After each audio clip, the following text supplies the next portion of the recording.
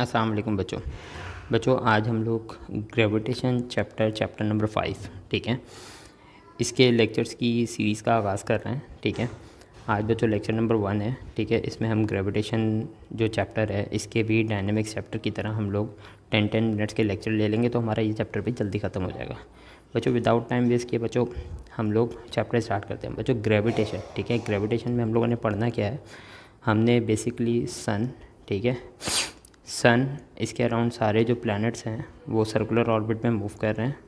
ठीक है, ये सब के सब सन की ग्रेविटी की वजह से कर रहे हैं। ठीक है, जो सन की फोर्स ऑफ अट्रैक्शन है उसकी वजह से कर रहे हैं। तो सन की या दूसरे प्लैनेट्स की फोर्स ऑफ अट्रैक्शन जो है, या प्लैनेट्स की जो फोर्स ऑफ अट्रैक्शन है उसको हम लोग ग्रेविटेशन, मतलब उन ओवरऑल कंबाइंड स्टडी को हम ग्रेविटेशन कहते हैं। इसी तरह फर्ज करें बच्चों ये हमारी अर्थ है। ठीक है, तो आपने देखा अर्थ के अराउंड भी मून रिवॉल्व करता है। तो बच्चों मून को जो सेंट्रीपिटल फोर्स है, जो जिसकी वजह से सर्कुलर पाथ में मूव कर रहा है, वो फोर्स कौन प्रोवाइड कर रहा है, वो किसकी वजह से मूव कर रहा है, ग्रेविटेशनल फील्ड ऑफ या ग्रेविटेशनल फोर्स ऑफ अर्थ। ठीक है, इसी तरह जो दूसरे प्लैनेट हैं उनके अराउंड भी moon different number of moons हैं। ठीक है, वो रिवॉल्व कर रहे हैं, तो वो भी किसकी वजह से कर रहे हैं बच्चों, वो उन पर्टिकुलर प्लैनेट्स के ग्रेविटेशनल फोर्स की वजह से। तो ओवरऑल जो हेवनली बॉडीज़, जो हैवी बॉडीज़ है जैसे प्लैनेट्स वगैरह हो गए, इनकी जो फोर्स ऑफ अट्रैक्शन है या इनमें जो भी सर्कुलर ऑर्बिट में मूव करने का जो तरीका है या फोर्स ऑफ अट्रैक्शन एक बॉडी की दूसरी बॉडी पे, ये ओवरऑल ग्रेविटेशन में हम लोग पढ़ेंगे। ठीक है बच्चों। अच्छा बच्चों, सबसे पहले हम लोग देखते हैं ग्रेविटेशनल एक्सेलरेशन और ग्रेविटेशनल फील्ड स्ट्रेंथ। तो बच्चों सेकंड चैप्टर में मैंने आप लोगों को बताया था कि जब भी कोई बॉडी, ठीक है, अवे फ्रॉम अर्थ मूव करेगी, ठीक है, या टूवर्ड्स द अर्थ मूव करेगी, तो उसकी वेलोसिटी में 1 सेकंड में 10 का चेंज आएगा। ठीक है, अगर नीचे से ऊपर जाएगी तो वेलोसिटी डिक्रीज़ होगी बाय 10 मीटर पर सेकंड, ठीक है, इन ईच सेकंड। ठीक है, तो उसका एक्सेलरेशन कितना होगा बच्चों, उसको हम नेगेटिव लेते हैं। ठीक है, जब बॉडी नीचे से ऊपर जाती है तो हर सेकंड में उसकी वेलोसिटी में कितना चेंज आएगा, कितनी कम होगी, 10 10 10 10 10। वैसे 9.8 एग्जैक्ट वैल्यू है। ठीक है, वैसे 9.8 जो है वो एग्जैक्ट वैल्यू है, बट हम लोग राउंड ऑफ करके इसको 10 लेते हैं। ठीक है, इसी चीज़ को हम लोग क्या कहते हैं बच्चों, इसी चीज़ को हम लोग कहते हैं एक्सेलरेशन ड्यू टू ग्रेविटी। ठीक है, यही जी। और जब कोई बॉडी बच्चा ऊपर से नीचे आती है तो उसकी वेलोसिटी इंक्रीज़ होती है। ठीक है, वेलोसिटी इंक्रीज़ होती है तो इसका मतलब हर सेकंड में उसकी वेलोसिटी में कितना चेंज आता है, 9.8, यानी राउंड ऑफ करके 10 मीटर पर सेकंड स्क्वायर का चेंज आता है। ठीक है, हर सेकंड में उसकी वेलोसिटी 10 मीटर। यहाँ से अगर 0 है, ठीक है, तो आफ्टर 1 सेकंड 10 हो जाएगी, आफ्टर 2 सेकंड 20 हो जाएगी, आफ्टर 3 सेकंड 30 हो जाएगी। तो हर सेकंड में उसकी वेलोसिटी में 10 का चेंज आएगा। तो बच्चों ये चीज़ हम लोग सेकंड चैप्टर में बहुत डिटेल में पढ़ चुके हैं। ठीक है, इसको हम लोग क्या कहते हैं बच्चों, इसको हम लोग क्या कहते हैं, एक्सेलरेशन ड्यू टू ग्रेविटी। ठीक है बच्चों, अब बच्चों हमें ये पढ़ना है ग्रेविटेशनल फील्ड स्ट्रेंथ। ठीक है, ग्रेविटेशनल फील्ड स्ट्रेंथ क्या होता है बच्चों, फर्स्ट करें ये अर्थ है। ठीक है, अर्थ की सरफेस पे अगर एक बॉडी है ना जिसका मास कितना है बच्चों, 1 kg। ठीक है, तो अर्थ कॉन्स्टेंटली, ठीक है, near the surface of earth या on the surface of earth, तो अर्थ इस बॉडी को अपनी तरफ कितनी फोर्स से अट्रैक्ट करती है बच्चों, 10 न्यूटन से। ठीक है, अगर 2 kg की बॉडी होगी तो अर्थ उस बॉडी को कितनी फोर्स से अपनी तरफ अट्रैक्ट करेगी, 20 न्यूटन से। ठीक है, 2 kg की बॉडी है तो बच्चों अर्थ कॉन्स्टेंटली, ठीक है, 1 kg की बॉडी को अपनी तरफ कितनी फोर्स है, near the surface of earth, on the surface of earth या अर्थ सरफेस से थोड़ा सा ऊपर। ठीक है, तो ये अर्थ कितनी फोर्स से अपनी तरफ अट्रैक्ट करती है बच्चों, ये 10 न्यूटन पर के जी। इसी चीज़ को हम लोग क्या कहते हैं बच्चों, ग्रेविटेशनल फील्ड स्ट्रेंथ। ठीक है, तो ग्रेविटेशनल फील्ड स्ट्रेंथ इसी चीज़ को हम लोग ये कहते हैं। ठीक है, तो अर्थ 1 kg की बॉडी पे कितनी फोर्स अप्लाई करती है, कितनी फोर्स से अपनी तरफ अट्रैक्ट करती है, इस चीज़ को हम लोग कहते हैं ग्रेविटेशनल फील्ड स्ट्रेंथ। और बच्चों जब भी कोई बॉडी अवे फ्रॉम अर्थ या टूवर्ड्स अर्थ मूव करेगी तो उसकी वेलोसिटी में 1 सेकंड में 10 का चेंज आएगा। इस चीज़ को हम लोग क्या कहते हैं, एक्सेलरेशन ड्यू टू ग्रेविटी। अच्छा बच्चों ये दोनों जो है ना, ये दोनों इक्वल होते हैं, 10 न्यूटन पर kg। ठीक है, और आपके पास 10 मीटर पर सेकंड स्क्वायर, ये दोनों इक्वल होते हैं।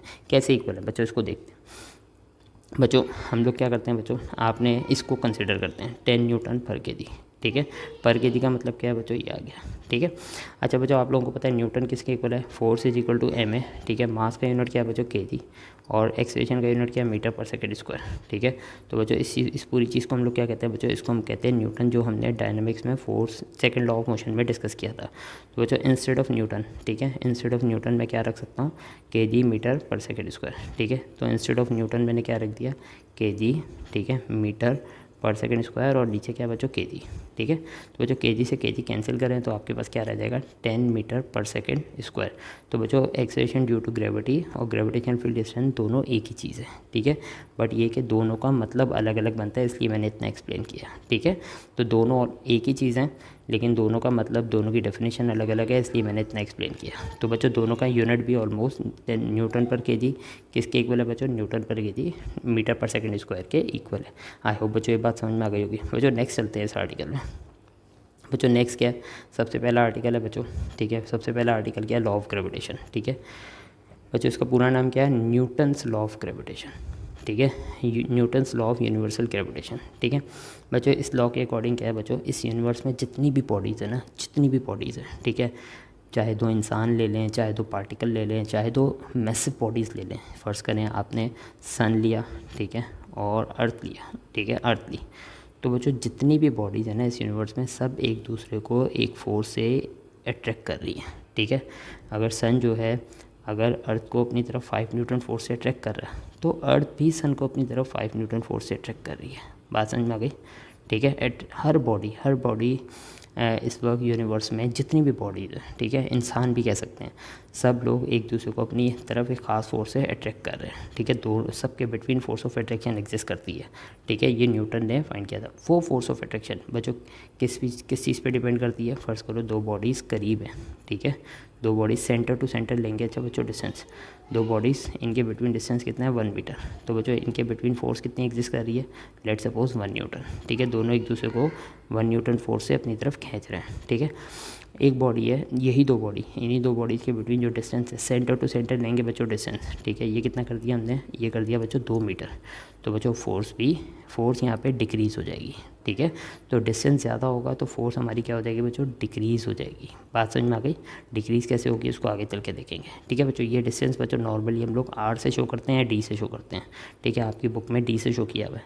तो बच्चों इसी तरह ये दोनों बॉडीज़ अगर और दूर जाएंगी, ठीक है, और दूर जाएंगी, दोनों के सेंटर टू सेंटर डिस्टेंस जो है बच्चों वो अगर कितना हो जाएगा 3 मीटर, तो बच्चों फोर्स और ज़्यादा डिक्रीज़ हो जाएगी। फ़र्ज़ करो यहाँ 1 से कितनी हुई थी 0.4, ठीक है, और यहाँ कितनी हो जाएगी बच्चों 0 पॉइंट, हो सकता है 3 हो जाए या 2 हो जाए, ठीक है। तो जैसे जैसे दोनों बॉडीज़ के बिटवीन डिस्टेंस बढ़ रहा है तो फोर्स कम हो रही है, ठीक है।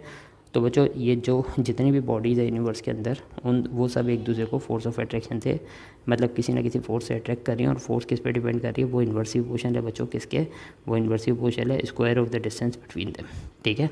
मतलब दोनों बॉडीज़ के बिटवीन अगर हम लोग सेंटर टू सेंटर डिस्टेंस को इंक्रीज़ करेंगे, ठीक है, डिस्टेंस को इंक्रीज़ करेंगे तो फोर्स जो है वो डिक्रीज़ हो जाएगी। आई होप बच्चों बात समझ में आ गई होगी, ठीक है। अच्छा बच्चों यही फोर्स डायरेक्टली प्रोपोर्शनल है। फ़र्ज़ करो इसका मास क्या है m1, इसका मास क्या है m2, तो दोनों के मास के प्रोडक्ट के डायरेक्टली प्रोपोर्शनल है, ठीक है।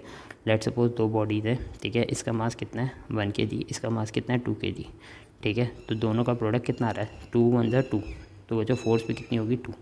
अब बच्चों इन दोनों का मास जो है उसको चेंज कर दें, ठीक है। इसका मास कितना आ रहा है 5 kg, इसका मास कितना आ रहा है 4 kg, तो प्रोडक्ट चेंज हो गया 5 4 = 20, तो फोर्स भी कितनी हो जाएगी 20। इसी तरह बच्चों इन दोनों का मास चेंज कर दें, ये 50 कर दिया, ये 100 कर दिया, ठीक है। तो ये 100 के बच्चों मल्टीप्लाई करोगे 5000 आएगा, तो फोर्स भी कितनी हो जाएगी 5000, ठीक है। तो बच्चों ये जो फोर्स है ना, force of gravity between any two bodies, ठीक है। तो बच्चों ये डायरेक्ट प्रोपोर्शनल है product of their masses, product का मतलब मल्टीप्लिकेशन, ठीक है। तो इन्वर्सिव प्रोपोर्शनल है, जितना इनके बिटवीन डिस्टेंस होगा उतनी कम हो जाएगी, जितना ज़्यादा प्रोडक्ट ऑफ मासेस होगा उतनी ज़्यादा हो जाएगी।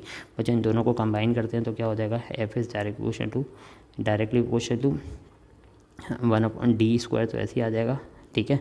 d² तो ऐसे ही आ जाएगा, और नीचे क्या आ जाएगा बच्चों, ऊपर क्या आ जाएगा m1 × m2, ठीक है। बच्चों प्रोपोर्शनलिटी की साइन हटेगी तो क्या लगेगा कांस्टेंट, ठीक है। क्या लगेगा बच्चों कांस्टेंट, और वो कांस्टेंट क्या है बच्चों कैपिटल G, ठीक है। कैपिटल G वो कांस्टेंट है, और d² बच्चों ये Newton's law of gravitation, universal gravitation का फॉर्मूला आ गया, ठीक है। अब बच्चों स्टेटमेंट पढ़ो, every body in the universe attract every other body, यही बोला ना बच्चों, हर बॉडी यूनिवर्स के अंदर दूसरी बॉडी को अपनी तरफ अट्रैक्ट करिए विद अ फोर्स, ठीक है, एक खास फोर्स है। और वो फोर्स किस पे डिपेंड करिए, direct proportional to the product of their masses. ये देखो and inversely proportional to the square of the distance between them. तो वो जो इन्वर्सिव पोर्शन है square of the distance between them. बच्चों ये बात याद रहे, हमेशा जो डिस्टेंस लेंगे ना बच्चों सेंटर से सेंटर लेना, अगर सेंटर से सेंटर नहीं लिया तो गलत हो जाएगा, ठीक है। तो बच्चों आई होप बच्चों ये स्टेटमेंट भी क्लियर हो गया होगा, ठीक है, और उसके बाद ये जो फॉर्मूला ड्राइव किया ये भी क्लियर हो गया होगा, ठीक है बच्चों। अब ये जी की वैल्यू है, इसको हम लोगों ने आगे पढ़ना है, ठीक है। ये जी क्या चीज़ है, जी हमने जो अप्लाई किया है, ये कांस्टेंट जो इंट्रोड्यूस किया है, इसका क्या मतलब है, इसको हम लोग बच्चों नेक्स्ट क्लास में आगे कंटिन्यू करते हैं, ठीक है। और फिर इससे रिलेटेड देखते हैं बच्चों, इससे रिलेटेड हमारे पास MCQs कैसे आते हैं वो भी देखेंगे, ठीक है बच्चों। तो आज यहीं तक रखते हैं, ठीक है। हमने 5th चैप्टर स्टार्ट कर दिया, आप लोग इसके लेक्चर भी डायनेमिक्स चैप्टर की तरह मैं उम्मीद करता हूँ कि आप लोग इसके लेक्चर भी सीरियसली सुनोगे, ठीक है बच्चों। Thank you.